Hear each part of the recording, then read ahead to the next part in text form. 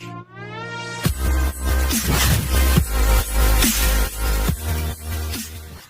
My dear friends, banking ടെക്സ്പോർട്ടിൻ്റെ ഏറ്റവും പുതിയ അപ്ഡേഷനിലേക്ക് എൻ്റെ എല്ലാ പ്രിയ സുഹൃത്തുക്കൾക്കും വീണ്ടും സ്വാഗതം. ഇന്നത്തെ വീഡിയോയിൽ നമ്മൾ ചെയ്യാൻ പോകുന്നത് 100% നിങ്ങൾക്ക് ഉപകാരപ്പെട്ട വീഡിയോയാണ്. അതായത് വളരെ അർജൻറ്റ് ഇൻഫർമേഷനാണ്. നമ്മുടെ പൈസ പോകുന്ന ഒരു കേസ് കൂടിയാണ്. കാരണം ഈ ഒരു ആപ്ലിക്കേഷൻ നമ്മുടെ ചാനലിലുള്ള 80% ആൾക്കാർക്കും അറിയാവുന്നതാണ്. വളരെ ഈസി ആയിട്ട് നമുക്ക് ലോൺ കിട്ടും. അതേപോലെ തന്നെ അത് തിരിച്ചടയ്ക്കുകയാണെങ്കിൽ നമുക്ക് വീണ്ടും ലോൺ കിട്ടും. അങ്ങനെ ഒരു സൈക്കിൾ വൈസ് മീൻസ് ഒരു റൗണ്ട് വൈസിലാണ് ഈ ഒരു ഇവരുടെ ഒരു പിരമിഡ് അല്ലെങ്കിൽ ഒരു സ്ട്രക്ചർ എന്ന് പറയുന്നത്. അപ്പോൾ ഇതിനിടയിൽ ആരും ശ്രദ്ധിക്കാത്തൊരു കാര്യം, നമ്മുടെ പൈസ പോകുന്നത് ആരും ശ്രദ്ധിക്കില്ല. കാരണം അങ്ങനെയാണല്ലോ, നമുക്ക് എന്തെങ്കിലും അത്യാവശ്യം വരികയാണെങ്കിൽ നമ്മൾ എവിടെ നിന്ന് ലോൺ കിട്ടിയാലും നമ്മൾ വലിച്ചു വാരി എടുക്കും. അത് മലയാളികളുടെ ഒരു പൊതു സ്വഭാവം എന്ന് പറയാൻ ഞാൻ ഉൾപ്പെടെ. അപ്പോൾ ഇന്ന് നിങ്ങളെ കാണിച്ചു തരാൻ പോകുന്നത്, ഇപ്പോൾ ലോൺ എടുത്തിട്ട് എത്ര രൂപയാണ് ഈ ഒരു ആപ്പ് നല്ല ലോൺ കൊടുത്തു, അവർ സിബിൽ ഒരുവിധം ഉണ്ടെങ്കിൽ തന്നെയും അവർക്ക് ലോണും മറ്റു കാര്യങ്ങളും കിട്ടും. അവർ തിരിച്ചടയ്ക്കുന്ന ഒരു മെത്തേഡ്, അവർക്ക് എത്ര രൂപയാണ് നഷ്ടമായത്, അതെല്ലാം ഞാൻ സിമ്പിളായിട്ടൊന്ന് കാണിച്ചു തരാം. അപ്പോൾ ഞാൻ ഇതിന് മുമ്പ് എനിക്ക് തോന്നുന്നു ഒരു 2 ദിവസം മുമ്പുള്ള വീഡിയോയിൽ പറഞ്ഞു, നിങ്ങൾ ഏതെങ്കിലും ഒരു ആപ്പിൽ നിന്ന് ലോൺ എടുക്കുകയാണെങ്കിൽ, അതായത് RBI അപ്രൂവ്ഡുള്ള ഒരു ആപ്പിൽ നിന്ന് ലോൺ എടുക്കുകയാണെങ്കിൽ അവർ പറയുന്ന ആ ഒരു ദിവസം അല്ലാതെ ഈ എമൗണ്ട് തിരിച്ചടയ്ക്കരുത്. അത് നിങ്ങൾക്ക് ഭയങ്കര നഷ്ടത്തിൽ അല്ലെങ്കിൽ നഷ്ടമാകും. കാരണം നിങ്ങളൊരു ആപ്പിൽ നിന്നും 5000 രൂപ എടുത്തു, 2 ദിവസം കഴിയുമ്പോൾ നിങ്ങളുടെ കയ്യിൽ നിന്നും എവിടെ നിന്നെങ്കിലും കുറച്ച് ക്യാഷ് വന്നു. നിങ്ങൾ വിചാരിക്കുന്നത് എന്താണ്, ഈ 5000 രൂപ ഒരുമിച്ച് അടയ്ക്കാം, അപ്പോൾ 10000 രൂപ കിട്ടുമെന്ന് പറഞ്ഞ് നിങ്ങൾ എന്ത് ചെയ്യും, നിങ്ങൾ ആ ഒരു ലോൺ അടയ്ക്കും. ഫലമോ, നിങ്ങൾക്ക് 5000 രൂപ അടച്ചാൽ ഈ ഒരു സമയത്തിനുള്ളിൽ തന്നെ, അല്ലെങ്കിൽ ഈ ഒരു നിങ്ങളുടെ EMIക്ക് മുന്നേ നിങ്ങൾ അടയ്ക്കുകയാണെങ്കിൽ വീണ്ടും നിങ്ങൾക്ക് 5000 രൂപയെ കിട്ടുകയുള്ളൂ. 5000 രൂപ എടുത്താൽ 5000 രൂപ കിട്ടില്ല, 4500 അവരുടെ പ്രോസസ്സിംഗ് ചാർജും മറ്റും കട്ട് ചെയ്ത് 5500 മീൻസ് 4500 കിട്ടുകയുള്ളൂ.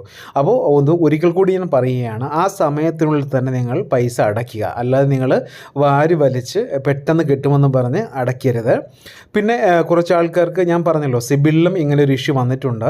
കാരണം നമ്മൾ ഓരോ ആപ്പിൽ നിന്ന്, ഇപ്പോൾ ബ്രാഞ്ചിൽ നിന്നും ട്രൂ ബാലൻസ്, ഫതക് പേ അല്ലെങ്കിൽ അങ്ങനെ കുറച്ച് ലോൺ ആപ്പിൽ നിന്ന് ലോൺ എടുത്തിട്ട് എല്ലാം റൗണ്ട് ചെയ്താണ് പോകുന്നത്. മാസം നമ്മുടെ ഈ ഒരു ഗ്രൂപ്പിലുള്ള നമ്മുടെ സുഹൃത്തുക്കൾക്ക് അറിയാൻ പറ്റും, ഒരു ആപ്പിൽ നിന്ന് എടുത്ത് മറ്റതിലേക്ക്, മറ്റതിൽ നിന്ന് എടുത്തിട്ട് ഫതക് പേ എന്ന് എടുത്തിട്ട് റുപ്പി റെഡി എന്ന് സ്റ്റാഷ് വിൻ, അവിടെ നിന്ന് ക്രെഡിറ്റ് ബി, ഇതിലേതെങ്കിലും ഒന്നിൽ മുടങ്ങിയാൽ നമുക്ക് നല്ല പണി കിട്ടും, സിബിലും പോവാം. നമ്മുടെ പ്രശ്നമല്ല, നമ്മുടെ ആ ഒരു ലോണിൻ്റെ എലിജിബിലിറ്റിയും ഒബ്ലിഗേഷനും ഒക്കെ ഉള്ള ഇഷ്യൂ തന്നെയാണ് ആ ഒരു എനിക്കും എങ്ങനെ സംഭവിച്ചിട്ടുണ്ട്.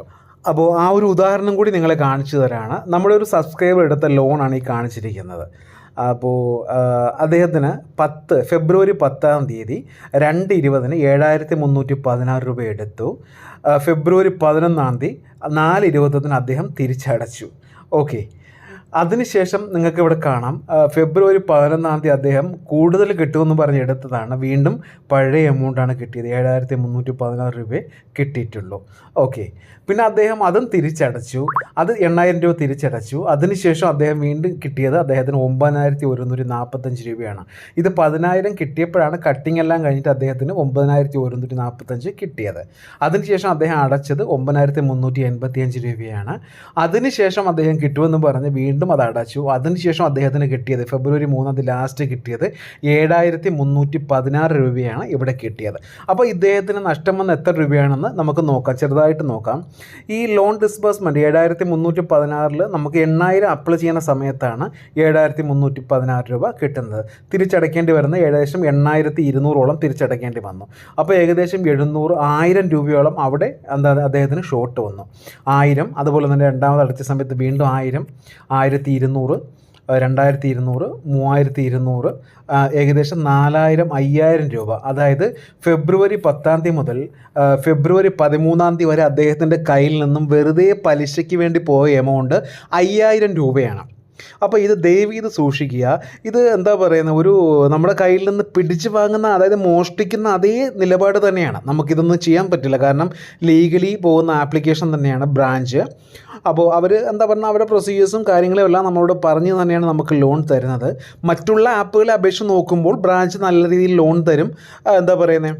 അതൊക്കെ ഓക്കെ, പലിശയും കുറവാണ്. പക്ഷേ ഇത്രയും പൈസയാണ് നമ്മുടെ കയ്യിൽ നിന്ന് പോയത്. അപ്പോൾ നിങ്ങളൊന്ന് ചെക്ക് ചെയ്ത് നോക്കിയാൽ മതി. ആപ്പിൽ നിന്ന് എടുക്കുമ്പോൾ അവരുടെ ഇൻട്രസ്റ്റും കാര്യങ്ങളും ഒന്ന് ചെക്ക് ചെയ്ത് നോക്കുക. അത്യാവശ്യക്കാരാണ്, ഇതിൽ നിന്ന് അത്യാവശ്യവും അനാവശ്യത്തിനും ഇതിൽ നിന്ന് ഓരോരുത്തരും ക്യാഷ് എടുക്കുന്നുണ്ട്. നമുക്ക് ലാവിഷായിട്ട് നിൽക്കാനും ബൈക്കിൻ്റെ ആ ഒരു എക്സ്പെൻസ്, അല്ലെങ്കിൽ വേറെ ഏതെങ്കിലും ഫീസ്, അല്ലെങ്കിൽ വേറെ എന്തെങ്കിലും കാര്യത്തിന് വേണ്ടി നമ്മൾ എടുക്കുന്നുണ്ട്. അല്ലെങ്കിൽ എനിക്ക് തോന്നുന്നു കുറച്ച് പേർ മാത്രമേ നെസസറി മാറ്റേഴ്സിന് വേണ്ടി, അതായത് ഹോസ്പിറ്റൽ കേസ് അങ്ങനെയുള്ള കേസിന് എമർജൻസീസിക്ക് വേണ്ടി ഇത് എടുക്കുന്നുള്ളൂ എന്ന് എനിക്ക് തോന്നുന്നത്. ബാക്കി എല്ലാവരും വെറുതെ എടുത്ത് എന്താ പറയുന്നത്, കിട്ടുന്ന എല്ലാം എടുത്ത് ആ ഒരു എന്താ പറയുന്നത് അനാവശ്യമായിട്ട് മീൻസ് അവർ യൂട്ടിലൈസ് ചെയ്യുന്നുണ്ടോ എന്നാണ് എൻ്റെ ഒരു കണക്ക് കൂട്ടൽ. അപ്പോൾ ഞാൻ പറഞ്ഞു വരുന്നത്, നമുക്ക് ഏറ്റവും ഈസിയായിട്ട് കിട്ടുന്നതിന് ഏറ്റവും കൂടുതൽ പലിശ നമ്മൾ കൊടുക്കണം. ഓക്കെ, അത് നിങ്ങൾക്ക് ബെസ്റ്റ് എക്സാമ്പിളാണ് റാം ഫിൻകോപ്പ് നല്ല രീതിയിൽ ലോൺ തരും. പക്ഷേ ഇൻട്രസ്റ്റ് 10,000 രൂപ എടുക്കുകയാണെങ്കിൽ നമുക്ക് കിട്ടുന്നത് 8,000 സംതിങ് രൂപയാണ്. അടയ്ക്കേണ്ടത് 13,000 രൂപയോളം നമ്മൾ അടയ്ക്കേണ്ടി വരും. അത് ഞാൻ മുമ്പ് കാണിച്ചു തന്നു. പിന്നെ ട്രൂ ബാലൻസും അതേപോലെ തന്നെയാണ്. നമ്മൾ പെട്ടെന്ന് അടയ്ക്കും, വീണ്ടും പൈസ തരും.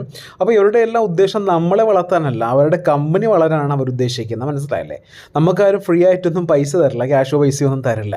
കാരണം നമ്മളിൽ കൂടെ അവരെ കമ്പനി, അതിപ്പോൾ ബാങ്ക് ആയാലും എന്ത് തന്നെയായാലും, NBFC ആയാലും എന്ത് തന്നെയായാലും അവരിത് തന്നെയാണ് നോക്കുന്നത്. ഒരിക്കലും ഒരാളെയും ലോൺ കൊടുത്തോ ഇദ്ദേഹത്തിന് കുറച്ച് ലോൺ കൊടുത്ത് ഇദ്ദേഹത്തിനെ കുറച്ച് വളർത്താമെന്ന് വിചാരിച്ചുകൊണ്ട് ആരും പൈസ തരില്ല. ഓക്കെ, അപ്പോൾ ബാങ്കിന് വളരാനും അവർ സാലറി മറ്റ് കാര്യങ്ങൾ എല്ലാത്തിനും വേണ്ടിയാണ് അവർ ലോൺ തരുന്നതും പലിശ മേടിക്കുന്നതും മറ്റ് കാര്യങ്ങളെല്ലാം ചെയ്യുന്നത്. ഓക്കെ, അതൊരു RBI എന്നൊരു ചട്ടക്കൂടിൽ അവർ നിൽക്കുന്നു എന്ന് മാത്രം.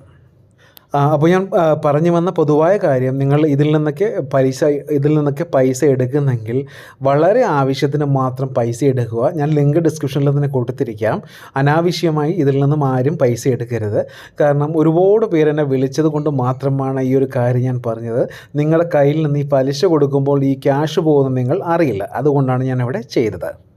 അപ്പോൾ ഇന്നത്തെ വീഡിയോ എല്ലാവർക്കും ഇഷ്ടമായെന്ന് കരുതുന്നു. ഇഷ്ടമെങ്കിൽ ഷെയർ ചെയ്യുക, ലൈക്ക് ചെയ്യുക, സബ്സ്ക്രൈബ് ചെയ്യുക. Thank you for watching my video. Have A nice day.